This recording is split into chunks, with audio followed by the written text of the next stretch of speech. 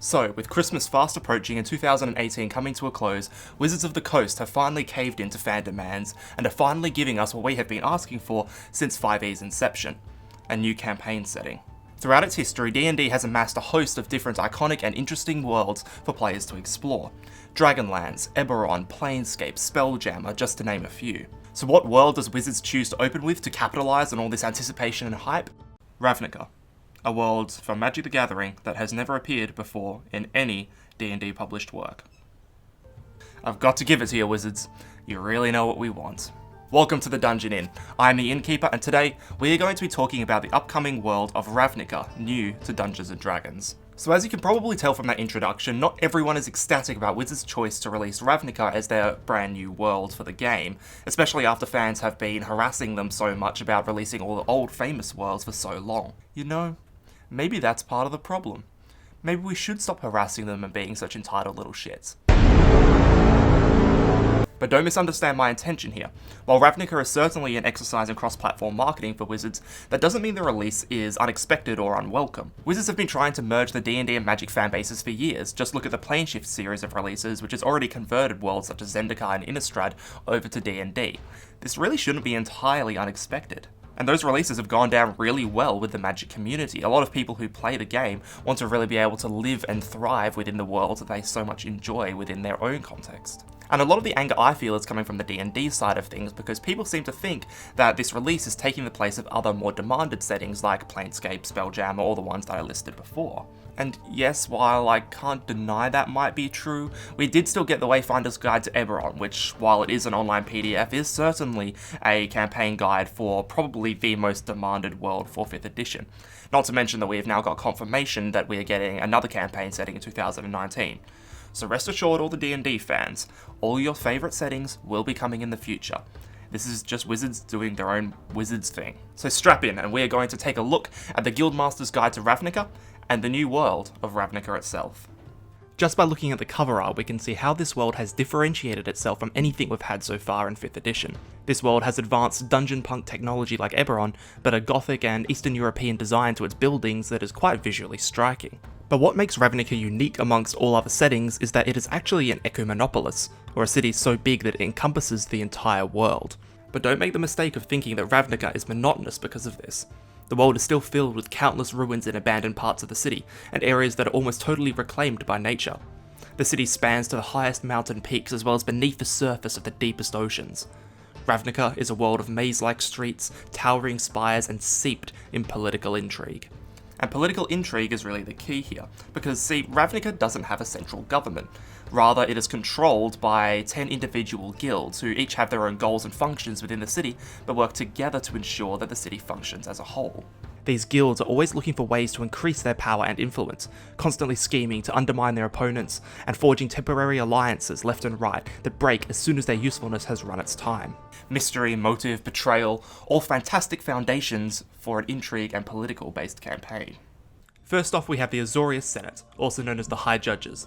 They basically form what could be called the government of Ravnica. They maintain all the bureaucratic systems that are necessary to keep the city running. Like our real-life legal systems, they are divided into 3 branches, of legislative, judicial, and executive.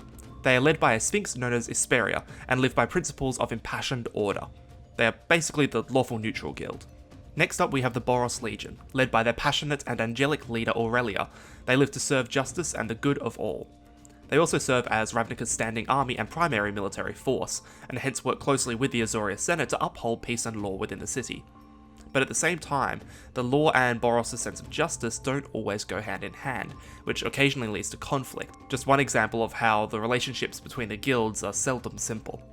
The third guild is House Demir, a shadow organisation that lurks in the underbelly of Ravnica, trading secrets for power and influence. They have an intricate and nigh untraceable network of spies and informants that connect them to every nerve of the city.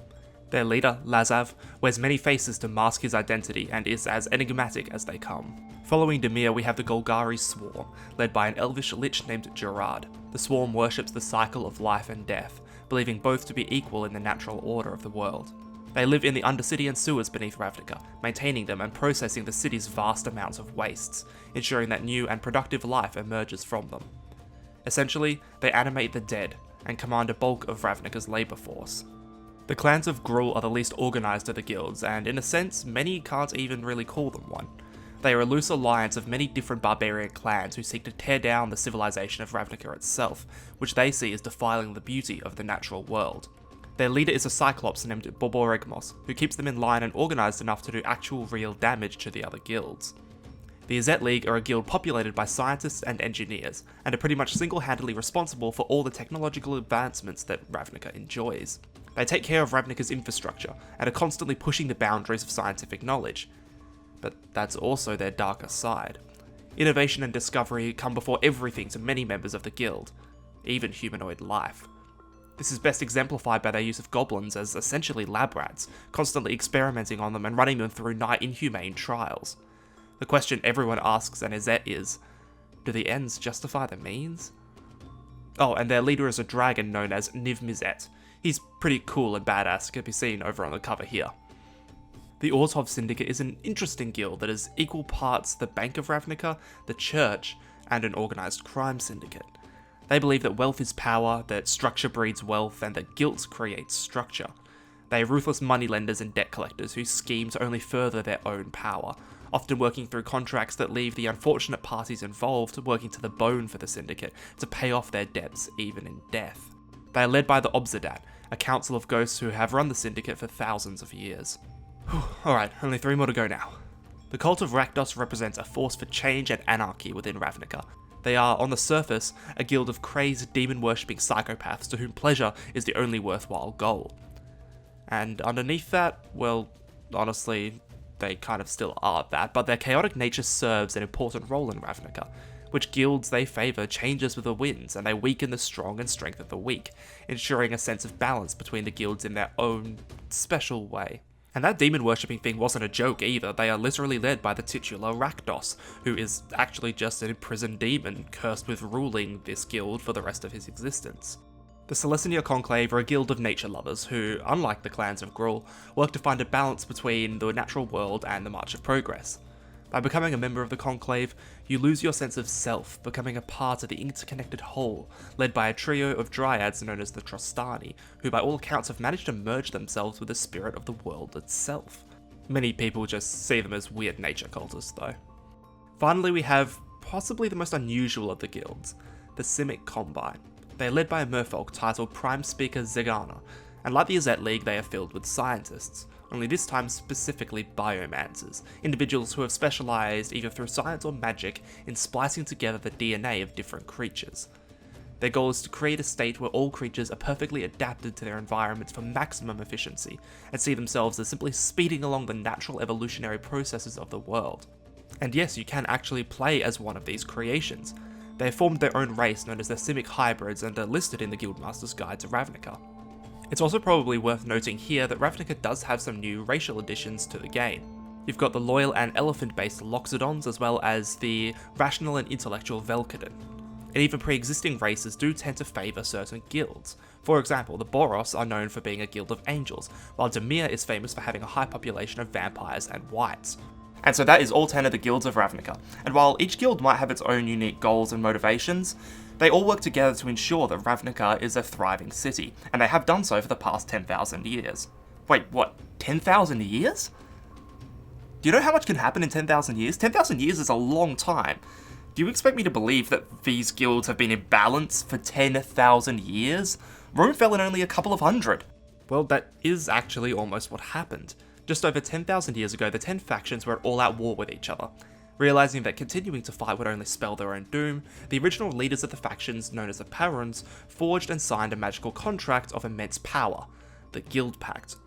The binding magic outlined what each faction's role was to be in the city, allocated them their powers, and prevented each guild from dabbling into the business of any other guild. And if any guild did step out of line, the power of the Guildpact was so great that it was able to bend fortune and circumstance to ensure that the dissenting guild's actions were nullified and balance was upheld. While the magic of the pact prevents any large-scale conflicts from occurring between the guilds, they are still free to snipe and spite at each other as much as they please. However, 10,000 years after that initial signing, the power of the Guildpact was broken, and as a result Ravnica was thrown into chaos. Peace was only restored when the Guildpact was reformed and incarnated into the form of the Planeswalker Jace Balerion, whose word is now law within the city. Unfortunately for Ravnica, Jace is an individual who has little interest in the entire world he is practically a god of, and is always off gallivanting around the rest of the multiverse with his own adventures. In his absence, the magic of the Guildpact is drastically weakened, and the guilds once again fight for control within the city, pushing the limits of the Pact's magic and Jace's negligence as far as they can. And that is where the current state of Ravnica lies. The importance of the guilds and the Guildpact cannot be understated in this setting, and they can form a really fun base for a lot of campaigns, with a lot of intrigue and their relationships driving the story forward. For example, I was actually lucky enough to be able to volunteer at PAX Melbourne a few weeks back as a DM in the Diversity Lounge, teaching new players how to play 5e. We were told that we needed to run through the first encounter of the starter set adventure, but adapt it over to Ravnica. Overall, it was a fantastic experience, and I had a lot more fun reading through Ravnica than I thought I would, because the guilds just form such a fantastic foundation for building all of these encounters off. I didn't end up just prepping one encounter, I prepped 3 for 3 different guilds because I was that interested in them and the relationships between the guilds. My first encounter was actually with the Azet League, where I had 2 goblins, Bix and Box, each hiding in the bushes to either side of the road the party was travelling on. Together they were like Pacific Rim joint co-piloting, a bronze scout that was hiding underground on the path where the party was travelling, hoping to ambush them and steal these elemental crystals that were in the cargo they were transporting. My second encounter was a simple null attack, but I sort of spiced things up by tying them to the Gruul clan and having them be from a rival clan that is not normally active in this area, seeding a bit of intrigue as to why these gnolls were here, what were they doing, and why were they attacking the party. In my third encounter, I used the Cult of Rakdos as the antagonists. 2 figures approached them dressed in red and black, one wielding a whip, the other that could breathe fire. The one with the whip was a sadist, and the one that could breathe fire was a masochist, and I had a lot of fun playing off that dynamic while they were in combat together, and the players really liked it as well. And there were so many more things I could have done. Like, let's think of some just on the spot now. Maybe one of the party members owed a great debt to the Orzhov Syndicate, so the party had to defend them as some of their members came to take that party member away and maybe even convert them into an undead to work off their debt as labour. Oh, another one. Maybe a party member was framed for a crime, and the Boros Legion, being so single-minded about justice as they are, have come to believe this party member is guilty even when they aren't, and then they become the antagonists. The guilds form a fantastic basis for the DM to build their campaign and their story around, which really is what every good setting should do. But this is all well and good from the DM's perspective, but the guilds also play a lot into how the players interact with each other. If you've got a member of the Boros Legion in the same party as a member of someone from Demir, that's probably going to cause a bit of clash, and that can be really interesting to play through. Perhaps they've got a common goal, like the Golgari Swarm, but in the downtime, those 2 party members are constantly bickering about their ideals. And if you as the DM know which guild or group of guilds are going to be the antagonists at the beginning of the game, you can tell that to the party, so the party can either go with guilds that are for them or against them, depending on what you want, to spice up the campaign and the storyline. Honestly, it's all really fascinating stuff, and stuff I can really get behind. But that is also a bit of the caveat that I'm going to now put in, because I have spoken a bit about different kinds of DMing styles, and for me, I am very much a narrative style DM. I enjoy political intrigue and making the players feel like they are in a world where, to begin with, they are quite powerless, but then as they start to progress through the story, gain levels and experience, doors open up for them, and all the mysteries that seemed so grand for them at the beginning suddenly seem understandable and things that they can manage. And that power scale is what I really strive for and what I love. It creates for a fantastic and emotional and gripping campaign. But not every DM is like that. And while Ravnica suits my purposes as a narrative DM fantastically because of the intrigue and the betrayal between the guilds, that doesn't mean that every DM is going to get behind that. Ravnica is clearly meant to fulfill the political intrigue DMs and narrative DMs. But if you're not that kind of style, I'm just not sure, honestly, how much the world holds for you. You could have a blast playing a hack and slash in Ravnica. The book hasn't even come out yet, and I could be proved entirely wrong on a lot of this stuff. But from my understanding of the world and what I have read of it, this does seem to be my first impressions of it. And although I like Ravnica, don't get me wrong, I'm still holding out for all the grand philosophical musings and weirdness that is Planescape. And I have a couple of issues with how Ravnica's guilds clash with Planescape's factions and what that actually means for what Planescape might be whenever it eventually comes out, but that's an issue for another time and not something I'm going to get into here. But either way, if you've got to the end of this video and you don't think Ravnica is going to be your cup of tea, so be it. Not every setting will be. You don't have to like it, but it's the setting we're getting. And a lot of people, including myself, are actually excited for it now, because I can see the value that it has.